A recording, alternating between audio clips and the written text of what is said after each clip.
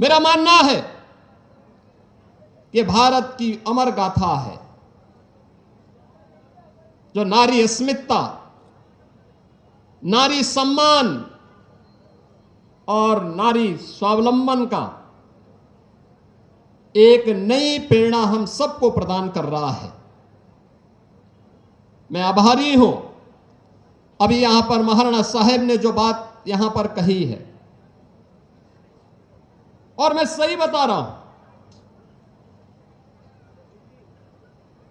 हम लोग आज उत्तर प्रदेश में अगर कुछ कर पा रहे हैं तो तेज इसी राजस्थान का तेज है, यही चित्तौड़गढ़ का तेज है।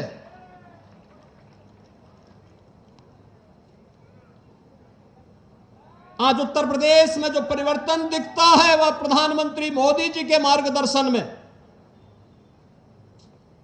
उसके पीछे राजस्थान की इस वीर भूमि का भी योगदान है, क्योंकि मेरे पूज्य दादा गुरु इसी भूमि से गोरखपुर गए थे।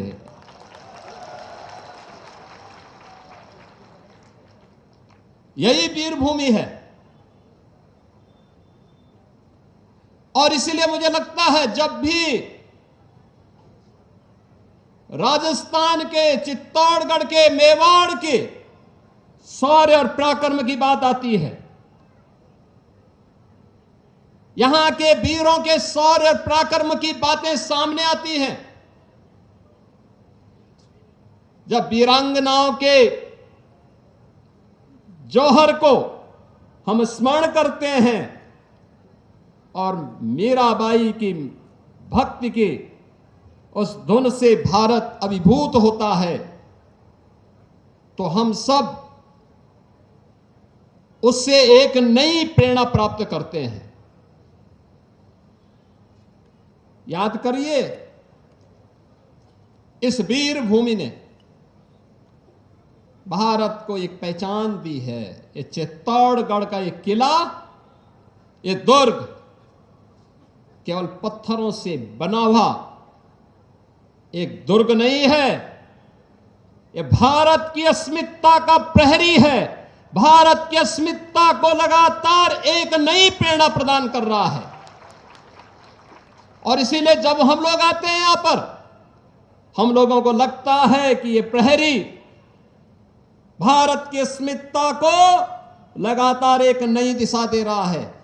और कौन ऐसा भारतीय होगा, कौन ऐसा सच्चा भारतीय होगा जिसके मन में श्रद्धा का ये भाव इस वीर भूमि के प्रति, यहां के राणाओं के बलिदान के प्रति, राष्ट्र के प्रति, उनके शौर्य और पराक्रम के प्रति उनके मन में ना आता हो। हर भारतीय के मन में जब भी भारत संकट में होता है, जब भी भारत का कोई अभिभावक अपने पुत्र को आगे बढ़ने के लिए प्रेरित करता है, आप देखते होंगे हर भारतीय के मन में 3 नाम अक्सर आते हैं। महाराणा प्रताप का नाम आता है, छत्रपति शिवाजी महाराज का नाम आता है, गुरु गोविंद सिंह जी महाराज का स्मरण आता है। इन राष्ट्र नायकों ने अपने लिए नहीं लड़ा था, अपने परिवार के लिए नहीं अपना बलिदान दिया था। इनका संघर्ष देश के लिए था, धर्म के लिए था। इनका संघर्ष सत्ता के लिए नहीं था। ये सत्ता का संघर्ष नहीं था, साम्राज्य का संकट का भी कोई संघर्ष नहीं था। ये धर्म और अस्मिता का संकट था, भारत की अस्मिता का संकट था, भारत की स्वाधीनता का संघर्ष था। और उस संघर्ष के लिए उन्होंने उस हर चुनौती का सामना किया, चट्टान की तरह उसके सामने खड़े हुए और उसका मुकाबला करके उसको नेस्तनाबूद करने का काम भी किया। भारत के अंदर उत्तर, दक्षिण, पूरब, पश्चिम, सर्वत्र महाराणा प्रताप के बारे में हर व्यक्ति के मन में श्रद्धा का भाव है। दुनिया के अंदर आप जाएंगे, दुनिया के अंदर महाराणा प्रताप के बारे में, महाराणा सांगा के बारे में, महारानी पद्मिनी के बारे में, महाराणा कुंभा के बारे में और बप्पा रावल से प्रारंभ हुई इस परंपरा के बारे में हर भारतीय नमन करता है। कोई संदेह नहीं, कोई संदेह कहीं भी नहीं है, क्योंकि राष्ट्र के प्रति जो भी योगदान देगा उसका स्मरण लंबे समय तक होता है। और इसीलिए हम आज इतिहास को स्मरण नहीं कर रहे हैं, बल्कि इतिहास बनाने वाली धरती का साक्षात्कार कर रहे हैं, उसका साक्षात कर रहे हैं। इतिहास कैसे बनता है, ये चित्तौड़गढ़ का दुर्ग उसका प्रतीक है। इतिहास कैसे बनाया जाता है, त्याग और बलिदान की परिपाटी क्या होती है, ये दुर्ग उसका प्रतीक है। आज का ये श्रद्धांजलि समारोह हम सबको इस बात के लिए भी प्रेरित कर रहा है, इस बात के लिए भी प्रेरणा दे रहा है कि आने वाले समय में किसी बेटी और किसी बहन को इस प्रकार के दौर से न गुजरना पड़े, उस प्रकार की स्थितियों का सामना न करना पड़े। और मैं सचमुच जब जौहर की गाथा के बारे में, जिसके बारे में हमारे केंद्रीय मंत्री श्री शेखावत जी यहां पे कह रहे थे 1303, 1535 और 1568 में जो तीन बड़े जौहर यहां पर देखने को मिले हैं, भारत का इतिहास जिन वीरांगनाओं के इस जौहर से भरा पड़ा है। ऐसा नहीं कि यहां का वीर न लड़ रहा हो, वह लड़ रहा था, लेकिन जब महाराणा रत्न सिंह को धोखे के साथ वे वीर गति को प्राप्त हुए अलाउद्दीन खिलजी के धोखे से, क्योंकि शत्रु हमेशा धोखे से ही हमारे वीरों का मुकाबला कर पाया था। आमने सामने की लड़ाई में वे कहीं नहीं टिकते थे, कहीं नहीं टिकते थे। लेकिन धोखे से जब वह महाराणा रत्न सिंह वीर गति को प्राप्त हुए, गोरा और बादल जैसे वीर सेनापति लड़ते हुए वीर गति को प्राप्त हुए, तो महारानी पद्मिनी के नेतृत्व में हजारों वीरांगनाओं ने नारी अस्मिता की रक्षा करने के लिए उस समय जो जौहर व्रत लिया था, वह जौहर उस समय की परिस्थिति थी, उस समय की परिस्थिति थी। नारी गरिमा का, नारी गौरव का एक श्रेष्ठतम उदाहरण था कि किसी भी धर्मी को एक केवल नारी नहीं, भारत माता की धरती पर टिकने नहीं देंगे। और अगर अब भारत माता की धरती पर ऐसा नहीं, याद करिए, ये धरती माता जिसके बारे में कहते हैं जब सीता माता को अंतिम समय में प्रभु श्री राम से मिलन की बात सामने आई, तो धरती माता के सामने माता सीता ने एक ही व्रत लग लिया था। उन्होंने कहा कि अगर मेरा सतीत्व अखंड है तो धरती माता मुझे अब अपने गोदी में समाहित करो। और यह जो संकल्प माता सीता का था, वही संकल्प महारानी पद्मिनी ने यहां पर दिखाया था इस जौहर के नाम पर। यह वही संकल्प है जो नारी गरिमा का प्रतीक था, और ये भारत की धरती को विधर्मियों से मुक्त करने का संकल्प था कि किसी विधर्मी को भारत माता केवल नारी के आन बान और शान पर हाथ उठाने की इजाजत तो देने की बात दूर, भारत की धरती पर उसके कदम न पड़े, इस बात का वह संकल्प था, वह प्रेरणा आज भी हम सबको लगातार झकझोर रही है, लगातार झकझोर रही है। और इसीलिए उत्तर प्रदेश में जब हम लोगों की सरकार बनी, तो हम लोगों ने उस समय बार इस बात को कहा, मैंने वहां के अभिभावकों से, सभी प्रदेशवासियों से, सबसे मैंने अनुरोध किया था, मैंने कहा भी देखो, अपराध और अपराधियों के प्रति और नारी गरिमा और नारी सुरक्षा के मामले में सरकार जीरो टॉलरेंस के तहत काम करेगी। याद करना, अगर किसी ने किसी बहन और बेटी की सुरक्षा पर हाथ डालने का दुस्साहस किया तो अगले चौराहे पर यमराज उसका इंतजार कर रहा होगा। आज आप देख रहे होंगे उत्तर प्रदेश 25 करोड़ की आबादी का राज्य है। जो बेटियां दूर रिश्तेदार में चले के यहां जाके पढ़ाई करने के लिए चली गई थी, आज अपने घर में रह करके 5 किलोमीटर 10 किलोमीटर दूर जाकर के अपने स्कूल जाती है। और नारी सुरक्षा का इससे बड़ा उदाहरण क्या हो सकता है। उत्तर प्रदेश जैसे राज्य में अब वहां की बेटियां, वहां की बहनें रात्रि शिफ्ट में भी, ऑफिसों में भी और कारखानों में कार्य करके सकुशल अपने घर वापस आती है।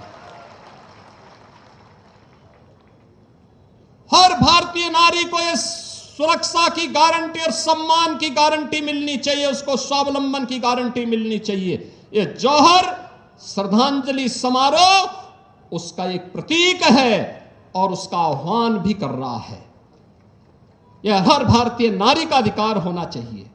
महाराणा सांगा के शरीर पर 80 घाव ये केवल उनके व्यक्तिगत साम्राज्य लालसा नहीं, ये भारत की अस्मिता को क्षुण्ण बनाए रखने के लिए उस समय उनके द्वारा दिखाए गए शौर्य और प्रतीक का प्रमाण है। हमें अपने स्वयं की चिंता नहीं, हमें तो राष्ट्र की अस्मिता की चिंता है। और उस राष्ट्र की अस्मिता को लेकर के घाव पे घाव सहते गए, लेकिन हरगिज उन्होंने विधर्मियों को घुसने नहीं दिया। महाराणा प्रताप हम देख करके रखते हैं, पहला युद्ध अकबर के खिलाफ जब महाराणा प्रताप ने लड़ा था तब उम्र क्या थी? मात्र 27 वर्ष। जो हटि राखे धर्म को तहि राखे करतार का आह्वान करके मात्र 27 वर्ष की उम्र में उनके द्वारा पहला युद्ध अकबर के खिलाफ लड़ा जाता है। अकबर के बारे में कहा जाता था कि भारत के अंदर उनका साम्राज्य बोल रहा है, लेकिन अकबर को दांतों तले चने चबाने के लिए मजबूर कर दिया था। यह है राजस्थान का शौर्य, भारत का शौर्य। बहनों और भाइयों, भारत के इतिहास ने हमेशा इस शौर्य को स्मरण किया है। भारत की पीढ़ियां इसको सम्मान देती है। याद करिए, अयोध्या में श्री राम ने जन्म लिया, ये सच है, वे परमपिता परमेश्वर हैं, लेकिन राम तब राम बन पाए जब उनका संकल्प हुआ कि निस्सरहीन करो मई भुज उठाए प्रणकीन।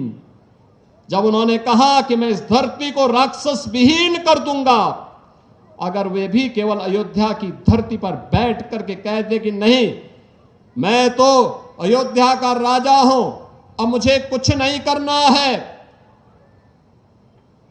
तो राम जैसा सम्मान नहीं पाते।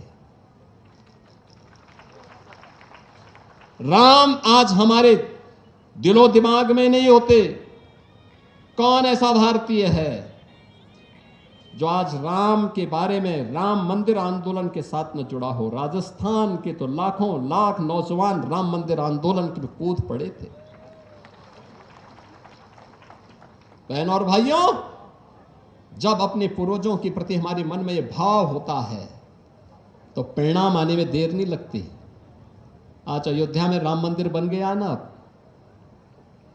अब अयोध्या में राम मंदिर बन गया है। भव्य राम मंदिर बनाई नहीं, भव्य राम मंदिर का निर्माण हो गया है।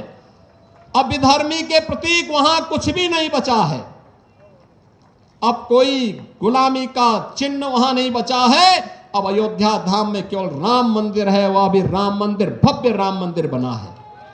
जब देश एकजुट होकर के एक स्वर में, एक दिशा में चलता है,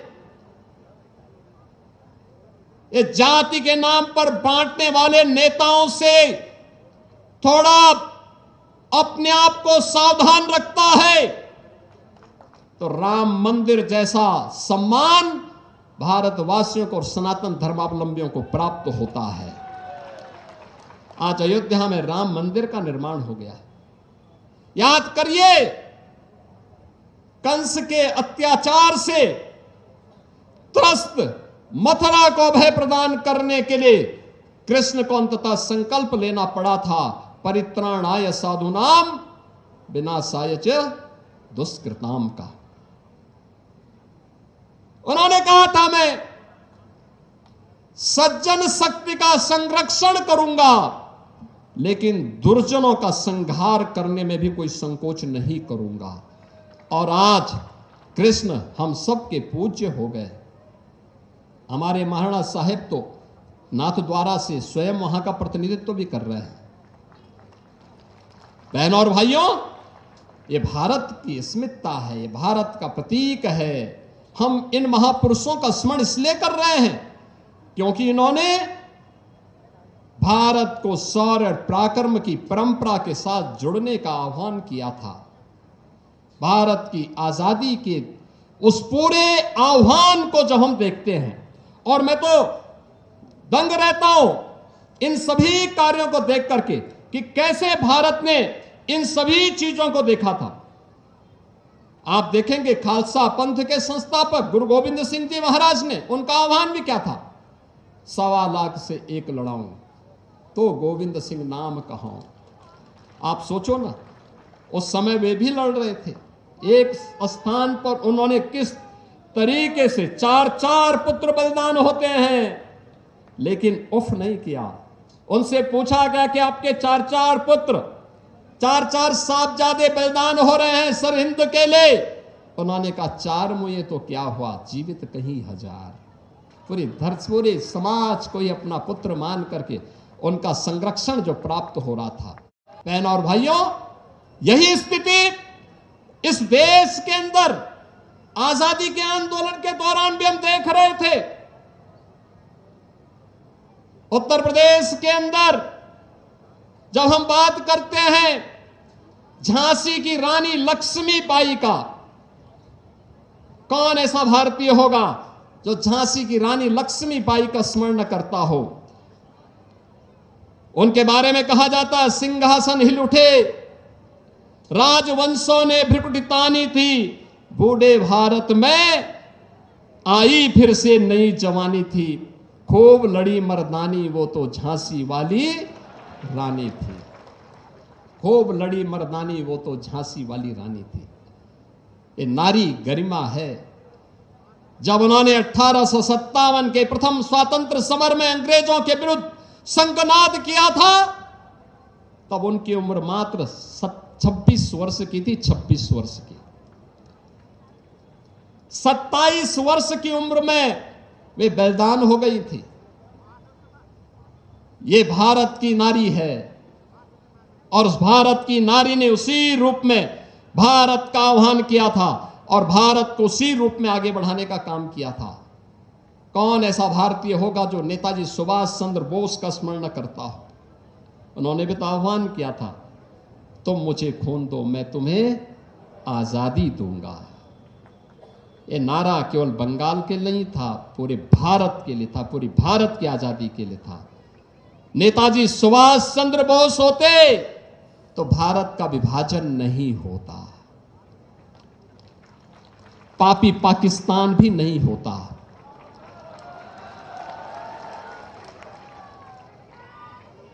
उनका यह आह्वान भारत की अस्मिता के लिए था, भारत की आजादी के लिए था, भारत के नौजवानों के साथ था।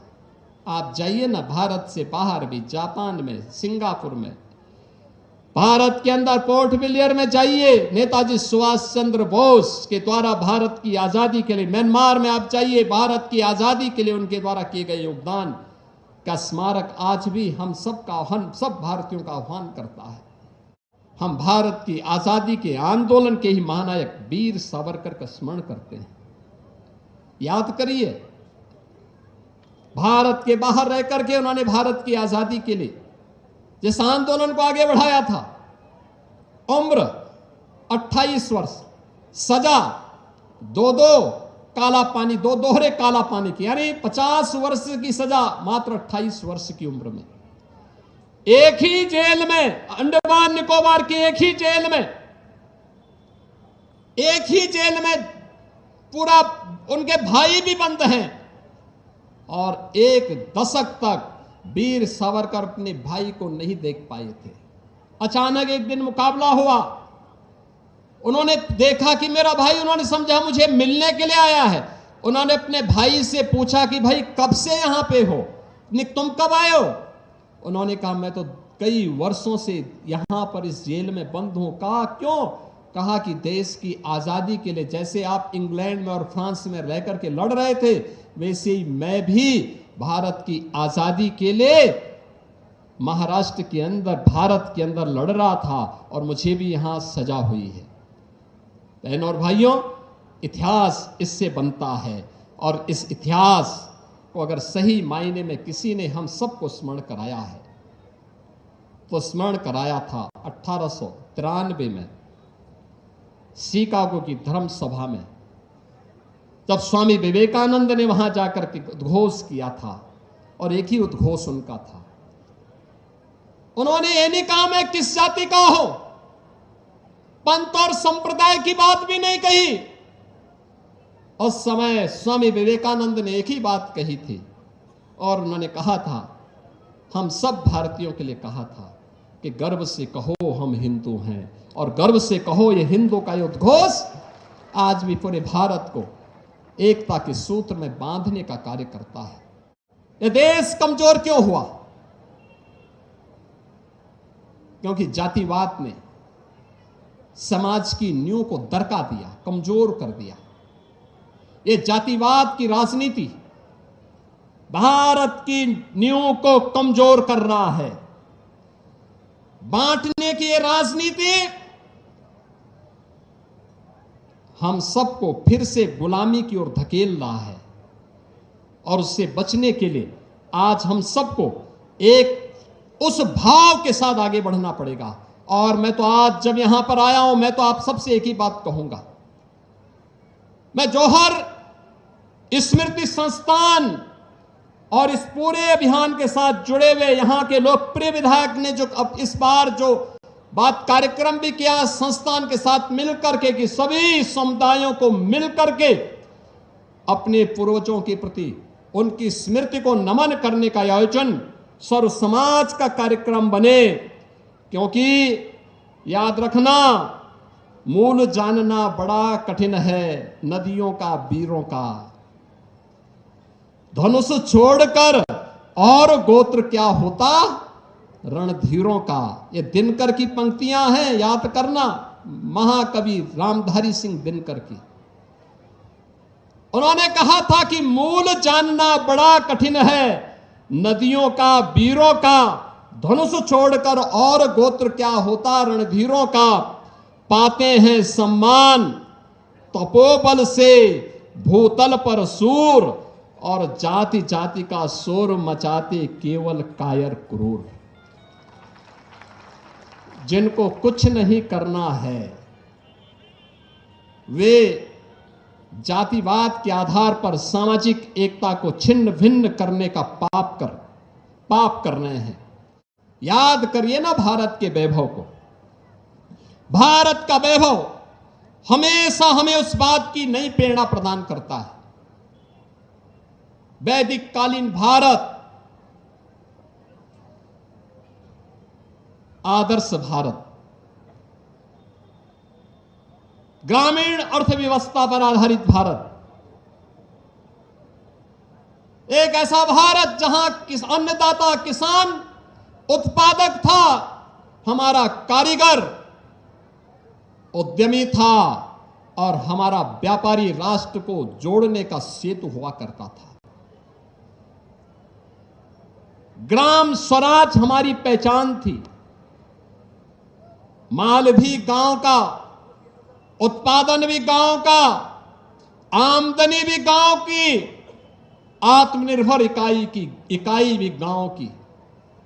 आज प्रधानमंत्री मोदी जी आत्मनिर्भर और विकसित भारत की बात जब करते हैं तो बहनों और भाइयों, आत्मनिर्भर और विकसित भारत की इस नींव को मजबूत बनाने के लिए उसकी आधारभूत इकाई हमारी ग्राम पंचायतें बनेंगी, हमारी ग्राम सभाएं बनेंगी, हमारे कस्बे बनेंगे, चित्तौड़गढ़ आत्मनिर्भर होगा तो भारत आत्मनिर्भर होगा। और आत्मनिर्भर बनने के उसी कार्यक्रम के बारे में अभी महाराणा साहिब भी यहां पर मंच पर उस बात को कह रहे थे। यह वही कहानी है, जब भी आक्रांता आते हैं, आक्रांता केवल साम्राज्य को लूटते ही नहीं, नारी अस्मिता के साथ खिलवाड़ ही नहीं करते, हमारी संस्कृति को, हमारी परंपरा को, हमारी बौद्धिक संपदा को रौंदने का काम भी करते हैं, लूटने का काम भी करते हैं। और उनके द्वारा यहां के तो उस समय जो शोषण की प्रवृत्ति पैदा की गई थी, उस शोषण की दुष्प्रवृत्ति का परिणाम क्या था? हमारा अन्नदाता किसान उत्पादक से कर्जदाता हो गया, उपभोक्ता हो गया, उपभोक्ता से कर्जदाता हो गया, आज वो कर्ज से दबा हुआ है। हमारा कारीगर श्रमिक होकर के बेरोजगार हो गया और व्यापारी वह कर्ज के बोझ के तले वह भी इधर से उधर जाकर के अपने आजीविका के लिए भटकता हुआ दिखाई दिया है। याद करिए, कौन लोग हैं, कौन लोग हैं जो जातिवाद के आधार पर फिर से समाज को बांट रहे हैं?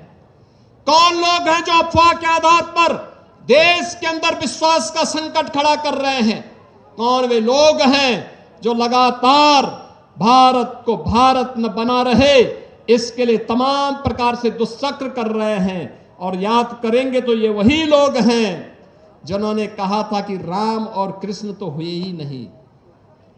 ये वही लोग हैं जिन्होंने राम मंदिर के आंदोलन में विरोधी पक्ष के साथ जाकर के मिलकर के राम मंदिर का फैसला न हो इसके लिए एड़ी चोटी लगाई थी। ये वही लोग हैं जो राम सेतु को तोड़ने के लिए तो उतावले दिखाई देते हैं लेकिन राम मंदिर के निर्माण का विरोध करते हैं। ये वही लोग हैं जिनके द्वारा लगातार देश के अंदर अविश्वास का वातावरण पैदा करने का प्रयास किया जा रहा है। और इस अविश्वास के परिणाम स्वरूप ये भारत के संवैधानिक संस्थाओं को भी कटघरे में खड़ा करने का प्रयास कर रहे हैं। भारत के संवैधानिक संस्थाओं को खड़ा करने का मतलब भारत को एक बार फिर से कटघरे में खड़ा करके अविश्वसनीय बना देना। इनको देश की चिंता नहीं, इनको स्वयं के अस्तित्व का संकट इनके सामने है, इसलिए ये देश पर प्रश्न लगाने का प्रयास कर रहे हैं। भारत की अस्मिता के साथ अब खिलवाड़ करने पर उतारू हो चुके हैं। और इसीलिए जब आज हम यहां पर आए हैं इस जौहर स्मृति संस्थान के कार्यक्रम में, यह संकल्प का दिवस हम सब के लिए होना चाहिए। और यह संकल्प इस बात का संकल्प बनना चाहिए जो संकल्प सैकड़ों वर्षों से, विगत 1200-1300 वर्षों से इस वीर भूमि ने पूरे भारत भूमि को दिया है। उस संकल्प के साथ जुड़ने का, वीरों और वीरांगनाओं को नमन करने का, उससे एक नई प्रेरणा प्राप्त करने का